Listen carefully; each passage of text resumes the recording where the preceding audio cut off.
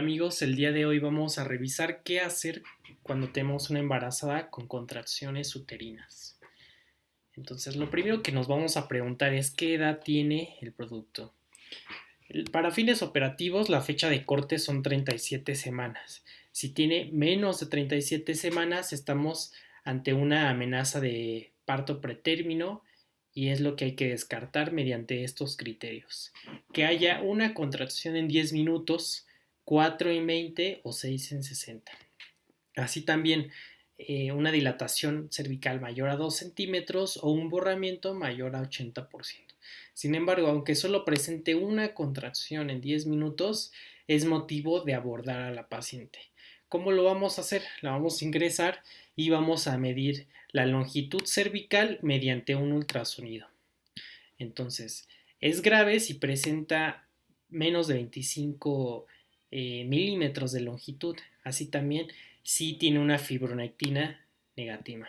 Pero ¿qué pasa si la longitud cervical es mayor a 25 y la fibronectina es negativa? Entonces estamos quizá ante una falsa amenaza de parto pretérmino y le vamos a dar seguimiento ambulatorio. ¿Eso por qué? Eso debido a que tanto el ultrasonido como la fibronectina tienen un valor predictivo negativo muy alto, es decir, le podemos garantizar a la paciente que al menos en la siguiente semana no va a tener un trabajo de parto. Entonces le vamos a dar un seguimiento midiendo la longitud cervical cada semana, así también la fibronectina fetal cada 2 semanas hasta la semana 32. ¿Ok? Entonces, hay casos donde sí vamos a considerar la maduración pulmonar, sin embargo, pues debe de tener como antecedente parto pretérmino, que es un factor de riesgo pues muy importante. Por otro lado, si el ultrasonido cervical nos demuestra una longitud menor a 25 milímetros y una fibronectina positiva, entonces hay que administrar tocolíticos. Los tocolíticos pues es una familia de fármacos que impiden la evolución del parto y pues los más comunes son indometacina, atosiban, calcio antagonistas y beta miméticos. Entonces, esta familia de fármacos nos va a frenar el trabajo de parto una semana. ¿Okay? En ese intervalo vamos a administrar maduración pulmonar con base a corticoides. Los corticoides solamente hay que usarlos de la semana 24 a la semana 34. ¿Por qué? Porque después de la semana 34 ya hay una maduración pulmonar y pues ya no son necesarios. La indometacina hay que tener cuidado con ella. Hay que usarla únicamente si el embarazo es menor a 32 semanas de gestación. ¿Por qué? Porque pues podemos inducir un cierre del conducto arterioso. Entonces eso sería pues grave. Eh, Posterior a ello, ante una situación así, vamos a realizar un urocultivo, así también un exudado vaginal junto con un cultivo vaginal. Muy probablemente este trabajo de parto pretérmino pues fue desencadenado por una infección vaginal.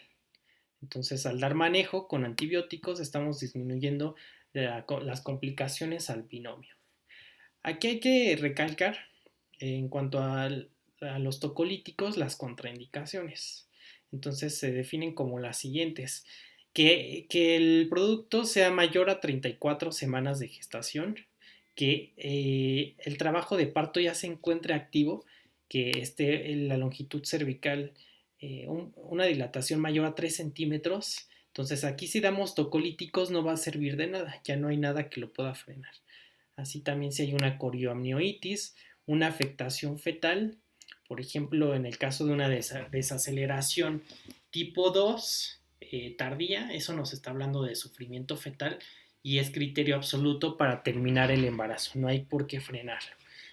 Por último, una afectación materna, esto en el caso de un estado hipertensivo con daño a órgano blanco es criterio absoluto para terminar el embarazo. Entonces, esto por un lado, en parto pretérmino. Por el otro, si el producto tiene más de 37 semanas de gestación, hay que preguntarnos si el trabajo de parto está en fase activa. Entonces, según las guías de práctica clínica, para que podamos definirlo como un trabajo en fase activa, debe de reunir cualquiera de estos criterios. Que haya en 10 minutos 2 a 4 contracciones. Que haya más de 4 centímetros de dilatación, más de 50% de borramiento. Y hay que preguntarnos, ¿el embarazo es de alto riesgo? ¿La madre es diabética? ¿Tiene estados hipertensivos? ¿La edad materna? Entonces, si es de alto riesgo, hay que ingresar con estrecha vigilancia, es decir, un monitoreo muy constante de los parámetros vitales, con monitor cardiotocográfico. En caso de que no sea de alto riesgo, hay que ingresar a labor con procedimientos normales.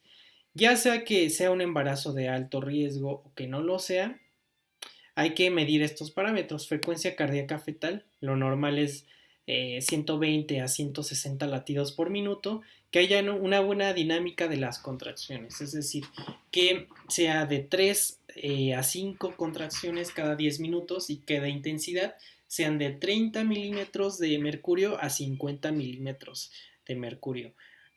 Si se sale de estos parámetros es patológico y hay que abordar diferente al paciente.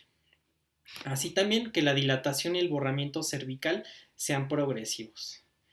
Entonces, en cuanto a este criterio de la dinámica de las contracciones, se relaciona con la frecuencia cardíaca fetal. Es normal que cuando haya una contracción, la frecuencia fetal empiece a disminuir previa a esta contracción. Eso se llama una desaceleración tipo 1 o también llamada temprana. Entonces, eso es fisiológico. Se debe a una estimulación vagal. Cuando ya es patológico, cuando es una desaceleración tipo 2. Entonces, si tenemos una tipo 2 o una desaceleración tardía, es decir, que la frecuencia cardíaca fetal cayó después de la contracción, eso se traduce a una insuficiencia útero-placentaria. Entonces, eso es un dato de alarma. Y pues hay que resolver pronto el parto porque hay un sufrimiento fetal. Entonces puede tener una gran repercusión.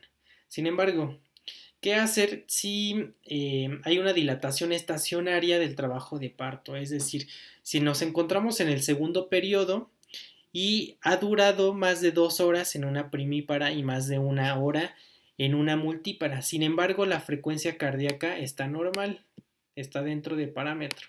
Aquí es válido conducir el trabajo de parto mediante farmacoterapia. Se usa comúnmente oxitocina, ¿no? Entonces hay que preguntarnos, ¿está evolucionando normal el parto? En caso de que sí, pues hay que dejarlo evolucionar normalmente. En caso de que no, pues hay que plantearnos una cesárea de urgencia. Hay que conducir el trabajo de parto siempre y cuando no sea debido a una desproporción cefalopélvica. ¿Por qué? Porque si es un producto macrosómico, es decir, si pesa más de 4,500 kilos, 4 kilos y medio.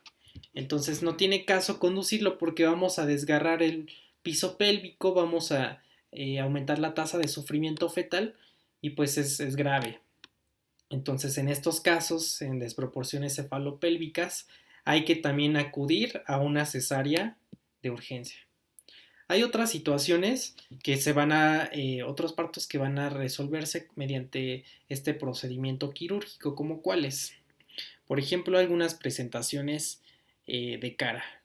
No todas las presentaciones cefálicas son motivo para terminar de parto, es decir, hay 2 contraindicaciones cefálicas que son absolutas, son contraindicaciones de parto.